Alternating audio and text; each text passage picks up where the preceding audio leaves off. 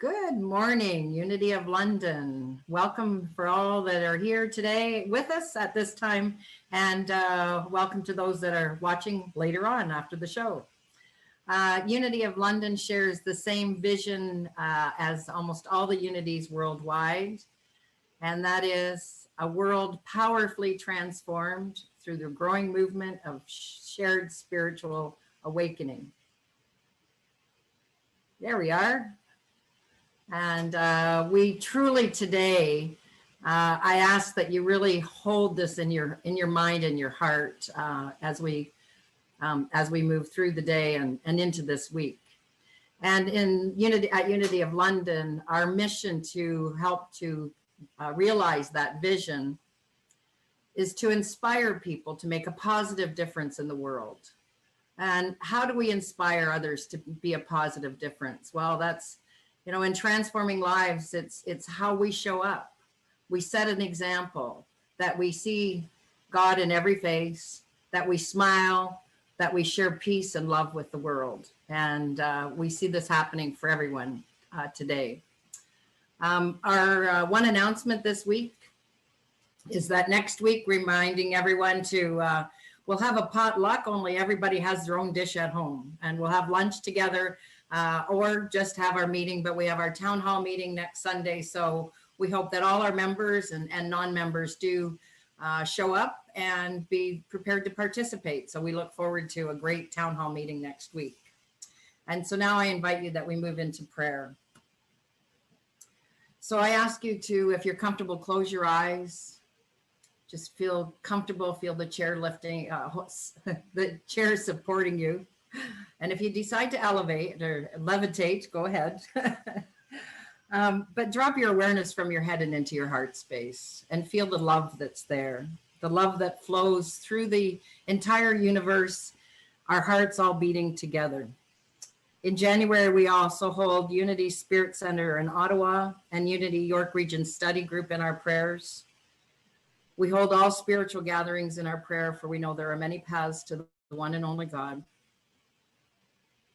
And we hold all of our Unity of London members, families, friends, all those connected to Unity of London in our prayer. And at this challenging time for our neighbors south of us, I ask that we just take a moment and think about peace. That we let there be peace in the world. And all we can do, but it is important that we feel the peace. We know that it is possible.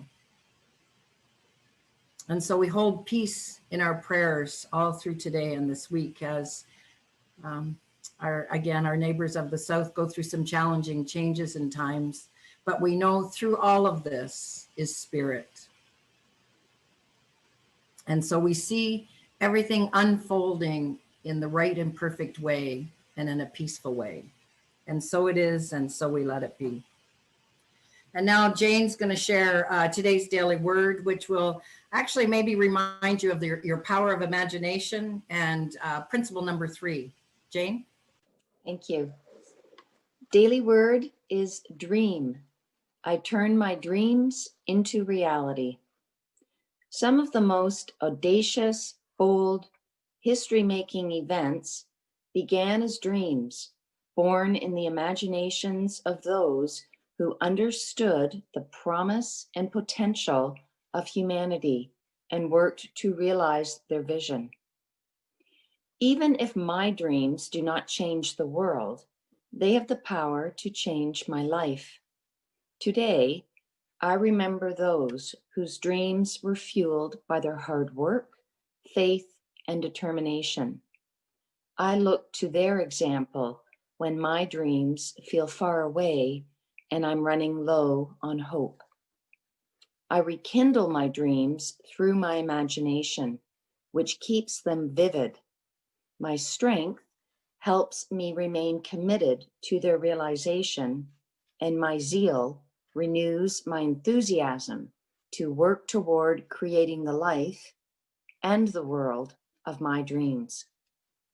Your sons and daughters shall prophesy, your old men shall dream dreams, and your young men shall see visions. Joel chapter 2, verse 28. I now have the pleasure of introducing our speaker for today.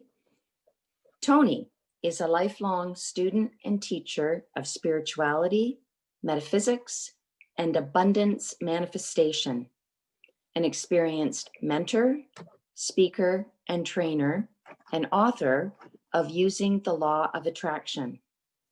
Tony has been an active member of Unity of London since 2012 and is the current president of the board of directors.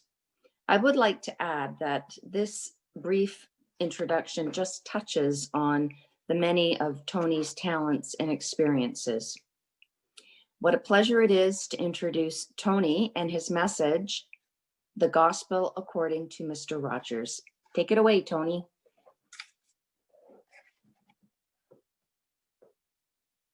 Mute. Thanks, Jane.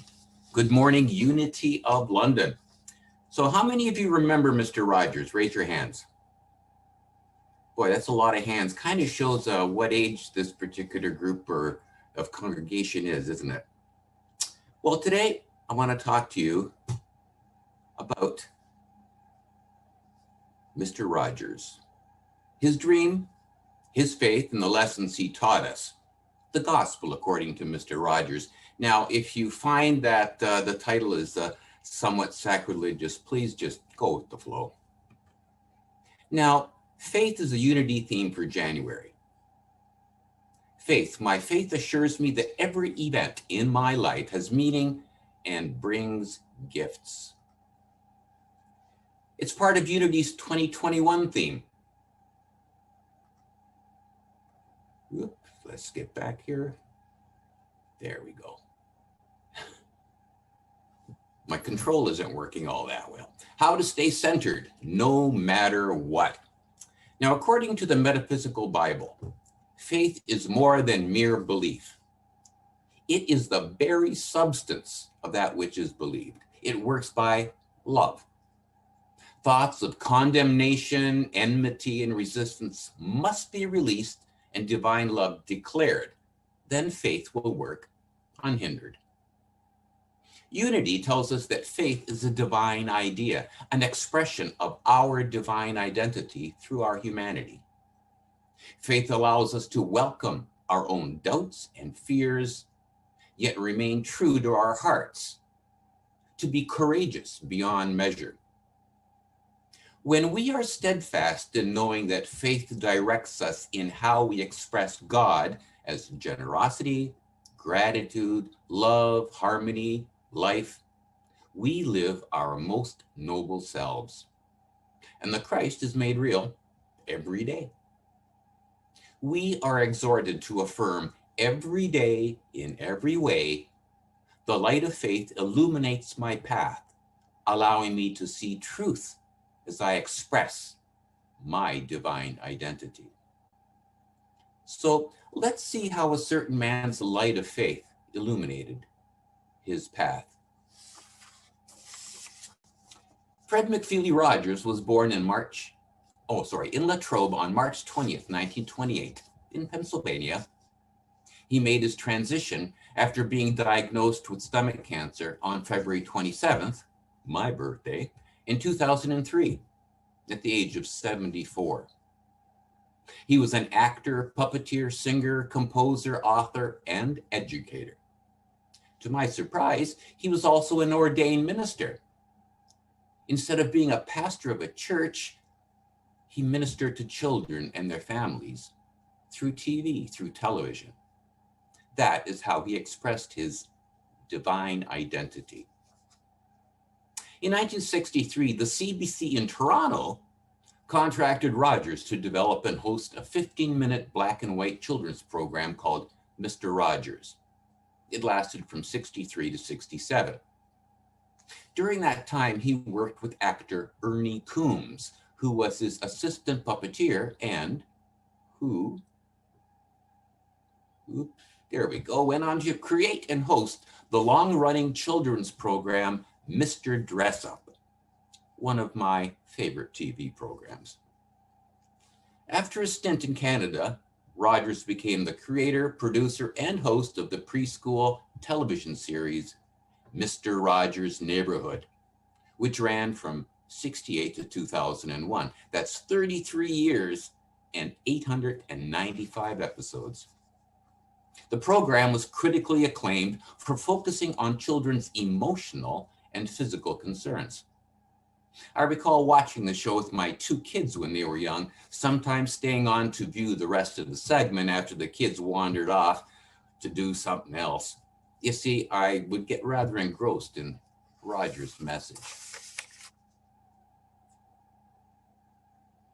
Every episode of Mr. Rogers' Neighborhood began with a camera's eye view of a model of the neighborhood, then panned in closer to representation of a house while a piano instrumental of the theme song, Won't You Be My Neighbor, played. Remember? Sing along with me. So let's make the most of this beautiful day. Since we're together, we might as well say, would you be mine? Could you be mine? Won't you be my neighbor? Each episode then ended with the song, It's such a good feeling to know you're alive. It's such a happy feeling you're growing inside. And when you wake up ready to say, I think I'll make a snappy new day. The stories and lessons told during the program took place over a series of a week's worth of episodes and involved puppet and human characters.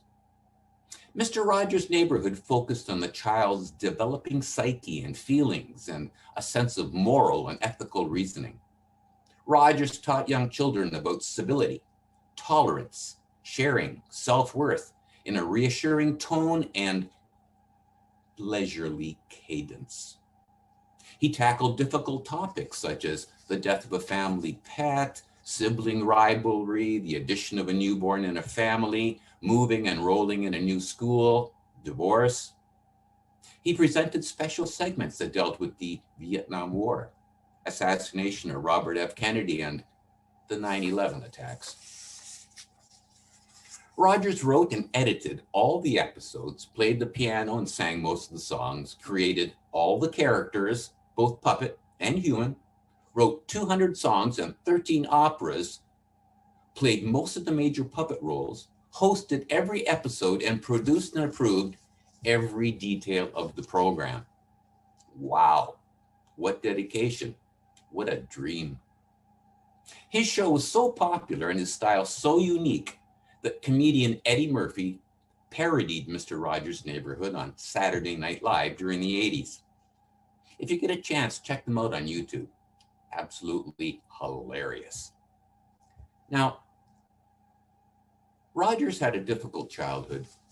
He was shy, somewhat awkward, introverted, colorblind, and overweight, and was frequently homebound after suffering bouts of asthma.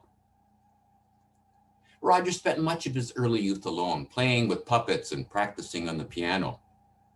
He was bullied and taunted as a child for his weight and, believe it or not, called Fat Freddy. I can somewhat empathize with how he might have felt when that happened, because I used to be called Porky as a kid. He eventually overcame his shyness, excelled at school and extracurricular activities, and graduated magna cum laude in 1951 with a Bachelor of Music, followed by his divinity degree and then studies in child development. He married Sarah Joanne Bird in 1952. They had 2 sons and celebrated their 50 years together not long before his death. By the way, she passed away just earlier this week. He didn't smoke, rarely drank alcohol, and in 1970 he became a pescatarian. That's a person who doesn't eat meat but will eat fish. He then became a vegetarian in the early 1980s for both ethical and health reasons, saying he couldn't eat anything that had a mother. Many of the messages he expressed in Mr. Rogers' Neighborhood were inspired by the core tenets of his Christianity. Rogers rarely spoke about his faith on air, believing that teaching through example was as powerful as preaching. He said, "You don't need to speak overtly about religion in order to get the message across." According to writer Shay Tuttle, Rogers considered his faith a fundamental part of his personality and called the space between the viewer and the television holy ground. But despite his strong faith, Rogers struggled with anger, conflict, and doubt. Maybe someone like you, certainly like me. He studied Catholic mysticism, Judaism, Buddhism, many other faiths and cultures.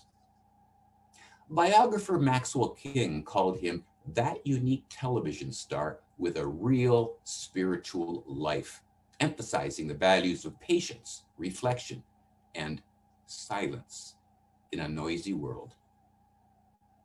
Rogers swam daily at the Pittsburgh Athletic Association after waking every morning between 4:30 and 5:30 a.m.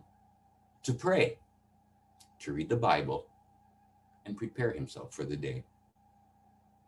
Yes, he was a true man of faith, wasn't he?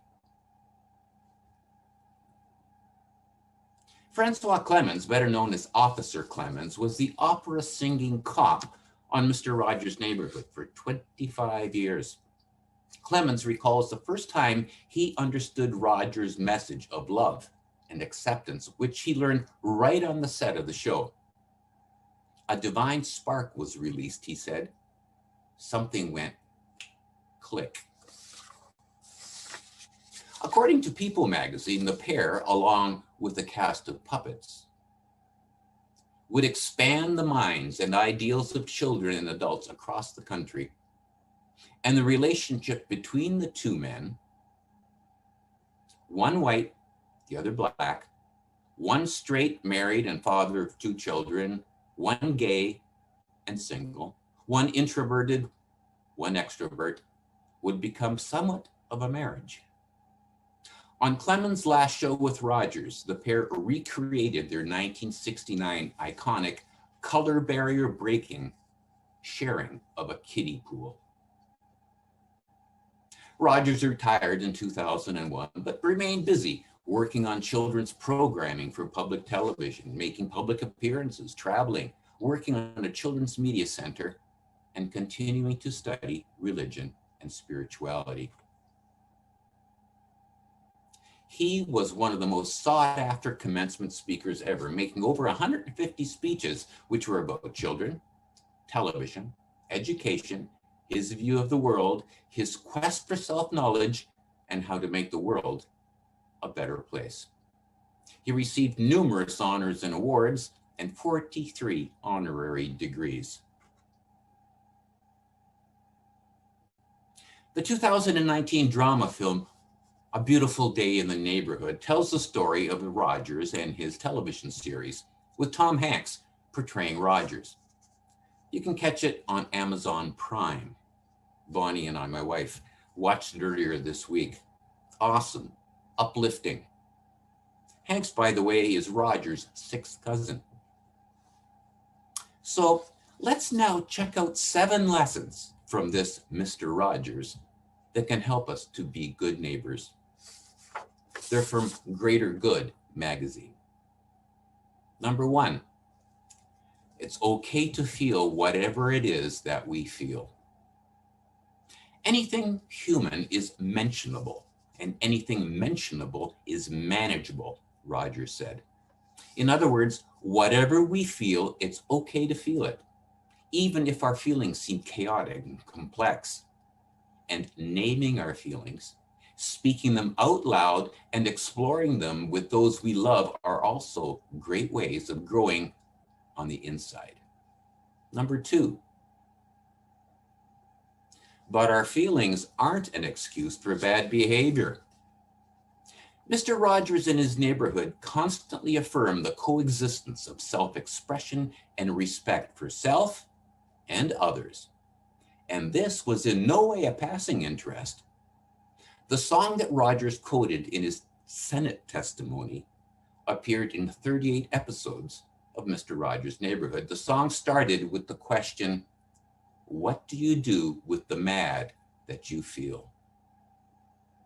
When Rogers was asked in an interview towards the end of his career about television's responsibility to children, he replied, "To give them everything that we possibly can to help them grow in healthy ways, and to help them recognize that they can be angry and not have to hurt themselves or anybody else, that they can have the full range of feelings and express them in very healthy, positive ways." Number 3, other people are different from us and just as complex as we are.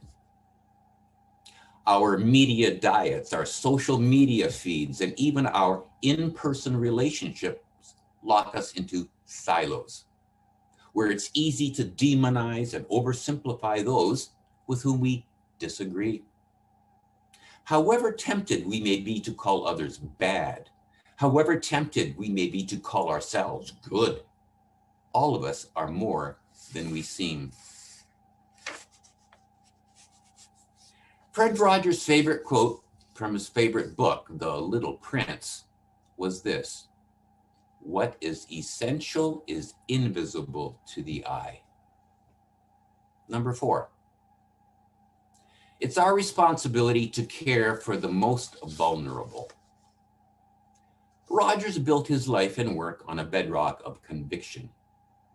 Though he studied and appreciated many religious traditions, he was at his center a Christian deeply committed to the values he read in Christian scripture. He believed in and worked every day to emulate a Jesus who welcomes children, loves us just the way we are, and calls us to love self and neighbor. As an ordained minister with one-of-a-kind charge to minister to children and families through the mass media, Rogers took seriously the scripture mandate to care for the most vulnerable. He worked with prisons to create child-friendly spaces for family visitation, sat on hospital boards to minimize trauma in children's health care, visited people who were sick or dying, wrote countless letters to the lonely, and responded to every viewer's letter as a pastoral duty of sorts. Number 5, we can work to make a difference right where we are. Rogers' work for the greater good did not take the form of marching, rallying, or picketing. Yes, he occasionally wrote a note to a member of Congress, and he testified before a Senate subcommittee in '69 in support of public broadcasting. More often, however, Rogers did his work in and through his own context. He didn't march against Jim Crow. He cast Black actors on his program. He didn't travel to Birmingham or Selma in support of integration. He set up a pool and invited Black Officer Clemens to soak his feet and share his towel. Rogers' life reminds us that we can work for the well-being of the most vulnerable, wherever we may be, in whatever work we do. In other words, there are many ways to say, "I love you." Number 6, it's important to make time to care for ourselves. As I mentioned earlier, Rogers was a non-smoking, non-drinking vegetarian, began each morning with prayer and Bible study, followed by lap swimming. What he didn't tell his television neighbors was that he often stood beside the pool and sang a quiet hymn before diving in, prayed for individuals by name, and let go of any angry thoughts while he was doing his laps. Rogers also made time almost every day to sit and play the piano. He was able to spend his life giving of himself only because he was absolutely committed to doing what he needed to do to take care of himself. Making time for self-sustenance meant he had more to give away. And finally, number 7, we are neighbors. Mr. Rogers didn't call us acquaintances or friends. He didn't call us boys and girls or ladies and gentlemen. He called us neighbors. I love that picture. Neighbor is biblical language, which Rogers knew well. The term neighbor in the Hebrew Bible, it instructs God's people. Love your neighbor as you love yourself. Our wayshower Jesus talked about the Good Samaritan, the good neighbor, the one who demonstrated mercy. When Mr. Rogers called us neighbors, he was calling us gently but firmly out of our structures of power and those silos of sameness into lives of mercy and care for one another. He told us again and again that we were good, that we were lovable, that we could extend mercy, and that maybe we could grow into real neighbors to one another. I have always wanted to have a neighbor just like you. I've always wanted to live in a neighborhood with you. Won't you please, won't you please, please won't you be my neighbor? Now it's time to summarize the message from Mr. Rogers' Gospel. It's okay to feel whatever it is that you feel. Your feelings aren't an excuse for bad behavior. Other people are just as complex as you are. Care for the most vulnerable. Work to make a difference right where you are. Make time to care for yourself. And maybe the most important lesson of them all, you are a neighbor to everyone. Let us now prepare for meditation. Close your eyes, take a deep breath, relax. Take another deep breath and calm that monkey mind of yours as best you can. We will initially do a guided meditation and then go into silence. This meditation is based on a Meditation on the Power of Faith by Reverend Bronte Colbert, plus a bit from Mr. Rogers. Let my words be yours. Allow your mind to relax, become still. Take a deep breath in, exhale gently. Today, I honor my faculty of faith. Whether it is as small as a mustard seed or as large as a mountain, faith is the energy that carries me forward. When events around me seem overwhelming, when worry and doubt darken the landscape of my mind, I call forth faith. In prayer, I affirm that faith will see me through. In meditation, I picture a reservoir of faith that I easily draw upon. Faith fills me with trust and confidence. It lightens my load. Faith expands my awareness to recognize the presence of spirit in every person, place, and circumstance. It reminds me to trust in my abilities and believe in myself, knowing I am ever supported by the divine. Faith uplifts my thoughts and words to create a brighter picture. It reminds me to be open to divine guidance, to intuitive knowing, and to spiritual nudges. It aids me in knowing that from a divine perspective, all is truly well. It opens my mind to knowing that I am worthy of all good things, including more love. We all have special ones who have loved us into being. So now please, would you just take, along with me, 60 seconds to think of the people who have helped you become who you are.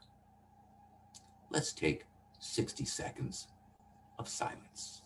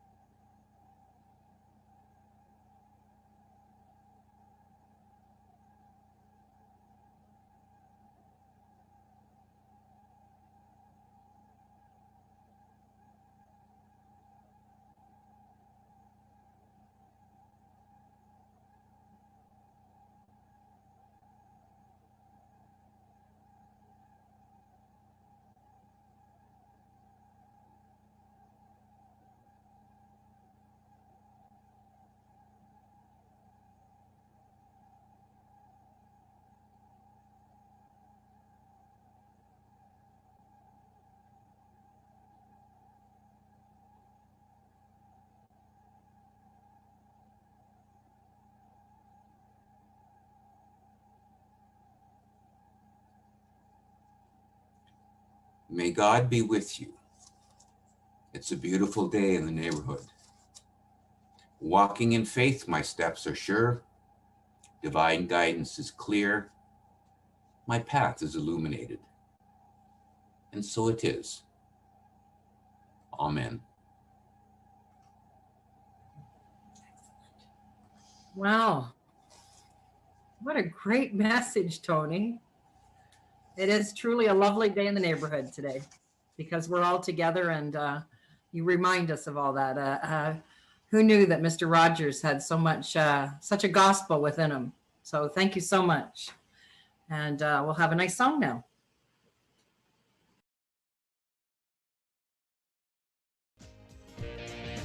I'm in the right place at the right time. I am just where I'm supposed to be. I'm in the right place at the right time. I am just where I'm supposed to be. I'm in the right place at the right time. I am just where I'm supposed to be. I'm in the right place at the right time. I am just where I'm supposed to be. Oh, my soul is welcome here. Oh, my soul is welcome here. I am getting the message loud and clear. My soul is welcome here. Oh, yeah. All right. I'm in the right place at the right time. I am just what I'm supposed to be. I'm in the right place at the right time. I am just what I'm supposed to be. Oh, my soul is welcome here. Oh, my soul is welcome here. I am getting the message loud and clear. My soul is welcome here. Oh, my soul is welcome here. Oh, my soul is welcome here. I am getting the message loud and clear. My soul is welcome here. I am getting the message loud and clear. My soul is welcome here. My soul is welcome here. My soul is welcome here. My soul is welcome here. My soul is welcome here. And we'd like to take a few moments to give thanks to everyone who continues to share in their abundance through gifts, tithes, whatever form that you give to our spiritual community, whether it's through Tithely, through the mail, drop in your envelope at the building. We truly give thanks to all those who continue to give gifts to our spiritual community. And we express our appreciation for the benefits that we enjoy, and we rejoice in our chance to share of our good to the source that feeds us. And we'll do our prayer for protection. The light of God surrounds me. The love of God enfolds me. The power of God protects me. The presence of God watches over me. Wherever I am, God is, and all is well. And in the spirit of unity of London, yay, God.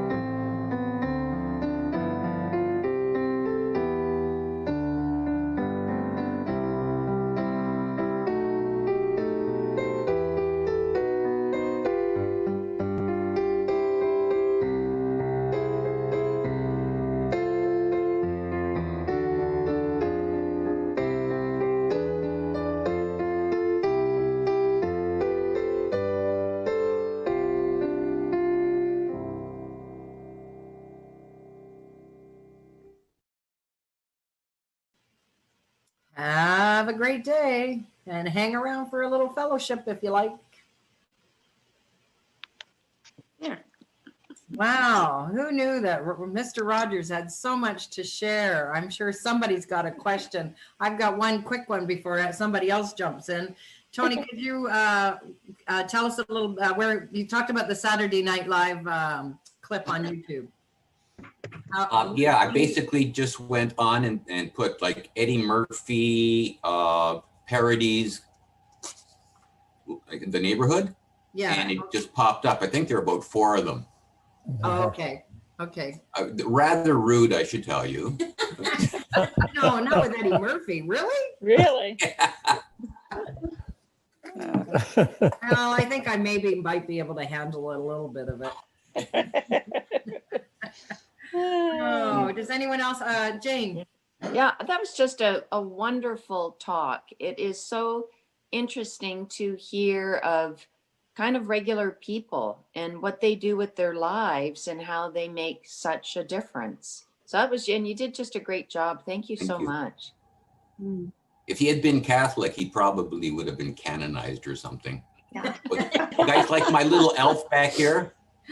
Yeah. She's cute. She's cute. Oh, you mean Bonnie. Oh. Teresa. That was a wonderful talk, Tony. And Thanks. I must say, while you were talking, the phone rang and it was Paul Luftenegger. So I just had a little talk with him and he wanted me to say hi to all of you. Oh, great. So, okay, so blessings from Paul. Well, thank you so much. And you And let Paul know we'd like to reach out to him and have him come on one of our services and do a musical service. Right, Pauline? Oh, wow. So yeah, Pauline and I have talked a little bit about that, especially after last week's musical service. So Paul would do an awesome job. Yeah. Yes, Yeah. Yeah.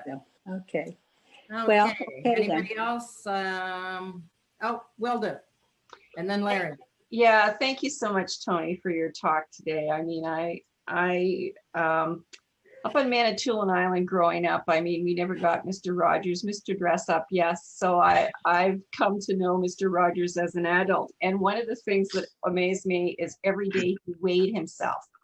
And he always weighed 143 pounds. Wow. So what he said about that number, he said, it takes 1 letter to say I, and 4 letters to say love, and 3 letters to say you.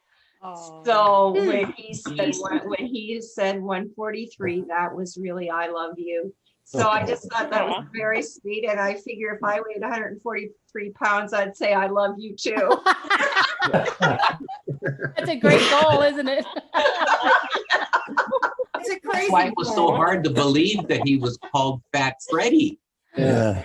Yeah. As a kid. Yeah. Larry Baker and then Barb. Thanks very much, Tony. That was absolutely wonderful. I've seen the film and the rude versions of Eddie Murphy. I don't know what a smile looks like on the face of spirit, but certainly you must have placed one today on the individuation, which was Mr. Rogers. Yeah. Thanks again. Yep. Yes, for sure. Wonderful. Barb and then Lucy. Great job, Tony. It brought back so many memories with sitting in front of the television with my children. It was wonderful. Aw. Wonderful. Lucy, you had put your hand up. Where'd you go? Yes. There you Good are. morning, Tony. Hi, Lucy. Thank you for such a wonderful Hey, Lucy presentation. from Montreal's on here. Yes, I loved it. I vaguely remember seeing Rogers on PBS a couple of times, but this was really enlightening, and I'm going to make sure to watch the movie and Saturday Night Live. It was wonderful. And I want to add something that touches me very much based on the latest news reports, which I avoid as much as possible.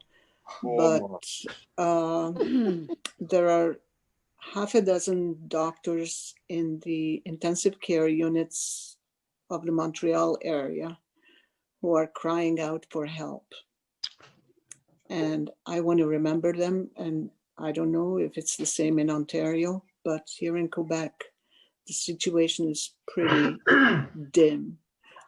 And I would like to send some positive thoughts to these 6 fine doctors who are hanging in there with big, big hearts and are being touched by people that they cannot save anymore. Everyday heroes, everyday heroes. Yeah.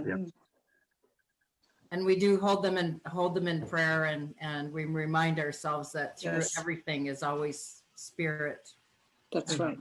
It's you have to these days. Sometimes you got to dig deep, but it's there. Bob Nissen. That's right. Tony, Hey, Bob. I enjoyed the talk. I like the way that you used Mr. Rogers' faith and his deep beliefs into your talk. I thought it was motivational and inspiring. I quite enjoyed it.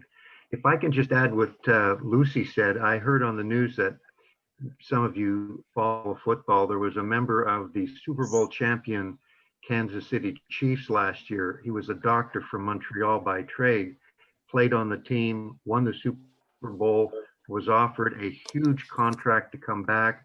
He turned them down and said, I'm going to Montreal to help out with those that are ill. I thought that was a man of great motivation. So, Wow. Agreed. Nice. Lots of people stepping out. Catherine. Yeah, good morning. Tony, that was just a great message. And what a consistent delivery Mr. Rogers had. He never wavered. So I'm sitting here thinking, what of Mr. Rogers do I have to offer to the world?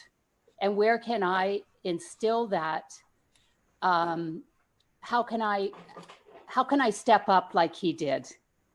You know, not just admire the people that do, but let me get my imagination going and let me think of ways where I could emulate the behaviors and the message of Mr. Rogers. We all have the opportunity to do that. And I'm really going to think hard about a way for me to do it, not just throwing money at it, but actually physically doing something and not saying to myself, well, when COVID is done, I'll do this, but making it a right now effort.